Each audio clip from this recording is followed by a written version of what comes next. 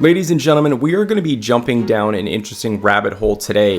We're going to be talking about the national debt and how concerning it's actually getting. Now, if you've been following the gold market, you're probably wondering what is causing this escalation in prices here. We're seeing one of the biggest bull runs in gold history, up 32, nearly 33% year to date. The market is always ahead of what's going on. While major indices are making newer highs, nobody's really talking about what is the catalyst behind gold and should we be concerned. Now, as most of you know, gold is essentially a safe haven, a hedge on inflation.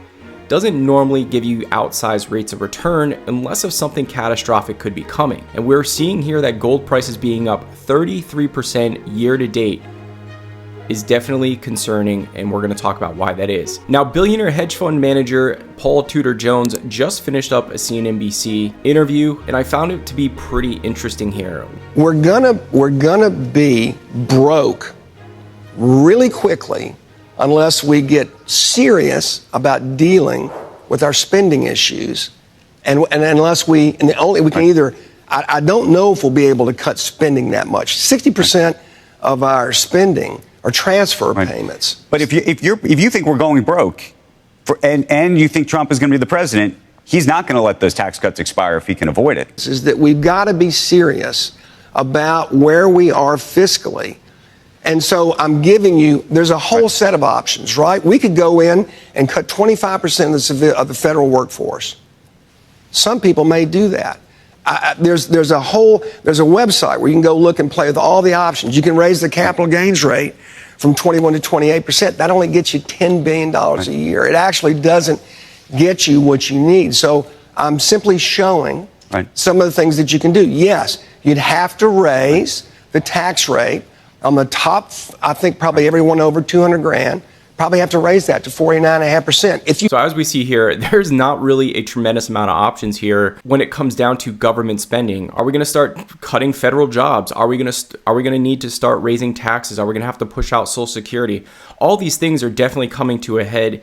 And the market's really not sniffing this out, but the gold market is definitely sniffing this out. There's only a few ways to really get out of this deficits. Cause hyperinflation so that debt is worth a lot less. We have to get interest rates down so the servicing of that debt comes down. But at the end of the day, there's only so many things that we can do as a country to get this balance sheet under control. Pushing out Social Security, I definitely think is going to be on the table. Raising taxes has to be on the table. That's the only way we get revenue. And cutting jobs is obviously another area we could kind of look at here. But the problem now becomes, is this even fixable at this point in time? When we take a look at government spending, take a look at where the third largest expense is on government spending. It is the net interest on our deficits that we're running. To service our debt, every day that goes by, net interest of this debt is going to steadily climb until it is number one on this list because we're running a negative balance sheet and we're running at higher interest rates. Now, if you've been paying attention to the 10-year treasury, something we've talked about numerous times, the Fed can control the short end of the yield curve, the 3-month to about 2-year,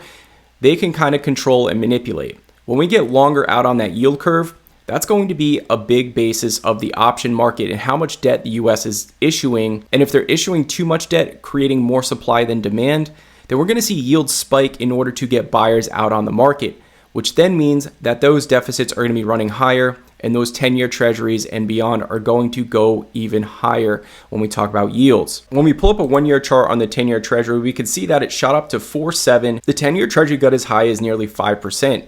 Sold off on those rate cuts coming, and what do we see happening here? It's rebounding extremely strong, now causing interest rate on credit card debt to go back up, interest rate on car loans to go back up, and interest rates on home loans to go back up. You basically can add about 300 basis points to get an idea of where interest rates are for home loans. So we're probably looking at a 7.2 interest rate, which is probably not going to create a lot of demand in this market. Now, a healthy debt to GDP is something under 60. Basically, between 50 and 60 is a healthy range for when we're looking at debt to GDP.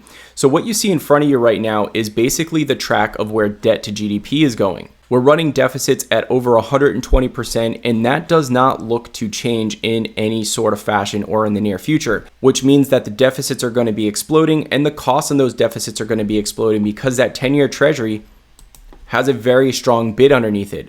So the expenses on government spending, every day that is passing is going to go higher and higher and higher. Now here comes the icing on the cake.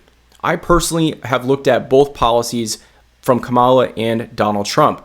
Both these policies are more spending and more tax cuts, which means we're not going to get the revenue we need in order to get this under control. It's actually going to cause a bigger debt crisis as we get further and further on. Now, history has shown us that this debt is nothing to be worried about. We should never be worried about our debt because the market just keeps going up. The counterpoint to this argument is at some point in time, the debt is going to matter. And when we get above 120% and don't have a solution, this is a big, big problem, because we now have deficits running so high that it's going to be the number one thing the government has to spend on probably by 2030 if we don't get things under control today. So I don't see a solution to this problem in the near future. And with both candidates, neither one of them have a solution either, which is why gold is actually front running high inflation. These bills that both candidates are going to pass is going to be high inflation. So running higher deficits is going to obviously cause a little bit more inflation, devalue the dollar, and we're seeing the spike in gold. But I believe we're also seeing the spike in gold because it's about the only thing that's reliable right now. We can see that equity markets are on a euphoric stage. They're getting pushed up. And I think that's going to end pretty tragically. But we take a look at the gold market here. The gold market's saying that inflation could be running higher for longer. The 10-year treasury is kind of telling us that inflation could be running higher for longer. And deficits are going to be a problem, and that's why we're seeing the massive run in gold. So when we actually go to the Treasury website here, we can take a look at two different things. Number one is going to be how much revenue is the government pulling in here?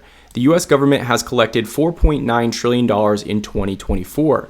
But how much are they spending? They're spending $6.75 trillion in 2024. That's nearly a $2 trillion a year deficit that the government is running. And that is not including the interest on that $2 trillion, on that now $35.77 trillion of deficit that the government is running. Not only do we have to service that interest, but we're seeing here that on an annual basis, we're adding $2 trillion. And every about 4 to 5 months, we're adding another $1 trillion of deficit to service our debt, that interest cost on our debt. I personally am seeing a hard way out of this. And with the two candidates proposing, I don't see our way out of this. And that's why we're seeing gold spike. And I also think that's why there is going to be some serious problems when it comes down to interest rates possibly spiking here and treasuries not being bought. The minute we start having failed auctions, I guarantee there's going to be some massive dysfunctions taking place in the financial markets. Now, I'm not here to scare anybody.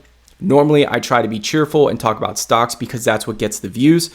But I am concerned with the path that we're heading down, and there's only a few different levers you can pull to kind of fix this. Let me know what your thoughts are on government spending and where the country is heading as far as that goes. As always, guys, really appreciate your time, and we will see you in the next one.